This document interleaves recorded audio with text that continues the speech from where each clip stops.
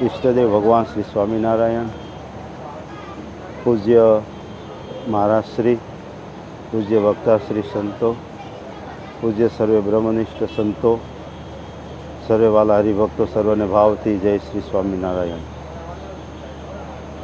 શ્રી સ્વામિનારાયણ ભગવાને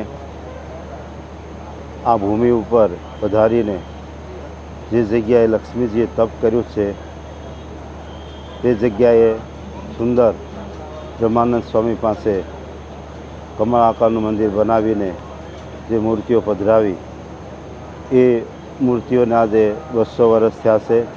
એનો આપણે દ્વિશતાબ્દી ઉત્સવ ઉજવી રહ્યા છીએ. તો મહારાજનો એક સંકલ્પ હતો કે મૂર્તિ દ્વારા મનુષ્યનું થશે કોટીનું કલ્યાણ, એ અતિ ઉત્તમ ઉપાય છે એમ બોલ્યા શ્યામ સુજાણ. મહારાજને મૂર્તિઓ દ્વારા અસંખ્ય જીવોનું કલ્યાણ કરવું છે, એટલા માટે પોતે સરસ દિવ્ય મંદિરો બનાવડાવી અને પોતાને મૂર્તિઓ પધરાવી છે. વડતાલમાં મહારાજ બિરાજમાન હતા અને ત્યાં ભાદરણના ભગુભાઈ પાટીદારે એમણે મહારાજને પ્રશ્ન કર્યો કે મહારાજ, આ જીવનું કલ્યાણ કેવી રીતે થાય? ત્યારે મહારાજે કીધું કે રાજા રૂપે અને સાધુ રૂપે ભગવાનના અવતાર થાય છે, એને ઓળખીએ અને એનો જો આશરો કરે અને એની ભક્તિ કરે તો એ જીવનું કલ્યાણ થાય. અને જ્યારે એ ભગવાન જ્યારે પૃથ્વી ઉપર ન હોય તો એમને મળેલા જે સંતો છે એને મળવાથી અને ભગવાનની ભક્તિ કરે એ જીવનું કલ્યાણ થાય. એટલે મળેલા સંતોને એટલા માટે કીધું કે રઘુજી મહારાજે વચનામૃત ભાષ્યમાં એ મળેલા સંતો બાબત વિવરણ કરતાં બતાવ્યું કે મહારાજે પોતે એમને શિક્ષિત કર્યા છે. એટલા માટે એ સંતો જે નંદ સંતો હતા એમણે ભગવાનની ભક્તિ કરાવી, ભગવાનની ઉપાસના કરાવી અને જીવોનું કલ્યાણ કર્યું. જ્યાં જ્યાં એમણે ફરીને જે દાખલો કર્યો એણે કેવળ ભગવાનનો પરિચય કરાયો, ભગવાનનો આશરો કરાવ્યો જીવોને અને જીવો કલ્યાણને પામ્યા. તો મહારાજ કે એવા જે સંતો ન હોય ત્યારે ભગવાનની જે મૂર્તિ છે એ મૂર્તિ દ્વારા જીવનું કલ્યાણ થાય.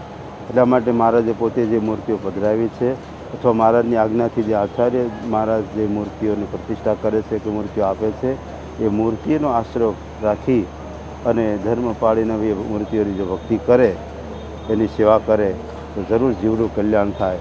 એટલા માટે આવી સરસ દિવ્ય મૂર્તિઓ મહારાજે પધરાવી છે અને 200 વર્ષથી બધી જે લોકો એની ભક્તિ કરતા આવ્યા છે, જે એની સેવા કરતા આવ્યા છે, એ બધા જીવો કલ્યાણને પામ્યા, આ લોકમાં પણ સુખી થયા. એવી જ રીતે આ મૂર્તિઓની ભવિષ્યમાં પણ જે લોકો દર્શન કરશે, સેવા કરશે, એનો આશરો કરશે, બધા જીવોનું કલ્યાણ થશે. એ મૂર્તિઓમાં પ્રગટ ભગવાન રહેલા છે.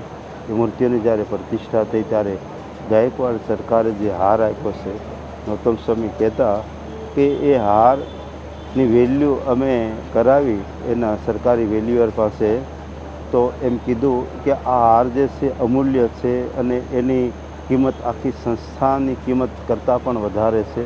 એવો અમૂલ્ય હાર એ ભગવાનને એમણે આપેલો છે, ભગવાન જાણીને. તો એવી રીતે કોઈ હાર આપે, કોઈ મુંગટ આપે, ઇવન કોઈ ફૂલ આપે, ફળ આપે તો પણ એ મૂર્તિઓ પ્રસન્ન થઈ અને જીવોને સુખી કરે છે. આપણે ભાગ્યશાળી છીએ કે આપણા સમયમાં આવો સરસ મોટો મહોત્સવ થઈ રહ્યો છે. એમાં જેણે જેણે તન મન ધનથી સેવા કરી છે એ બધા જ ભક્તોને, જે લોકો ઘણા અનુકૂળતા ન હોવાને કારણે આવી શક્યા નથી, એને પણ બધાને ભગવાન શ્રી હરિ આ મૂર્તિઓ દ્વારા ખૂબ પોતાનું સ્વરૂપ સંબંધી સુખ આપે, આ લોકમાં સુખી કરે અને પરલોકમાં પણ બધાએ ભગવાનની ઉપાસના કરીને સુખ્યા થાય એવી પ્રાર્થના કરી અને મારી વાણીને વિરામ આપું છું. અસ્તુ. જય સ્વામિનારાયણ.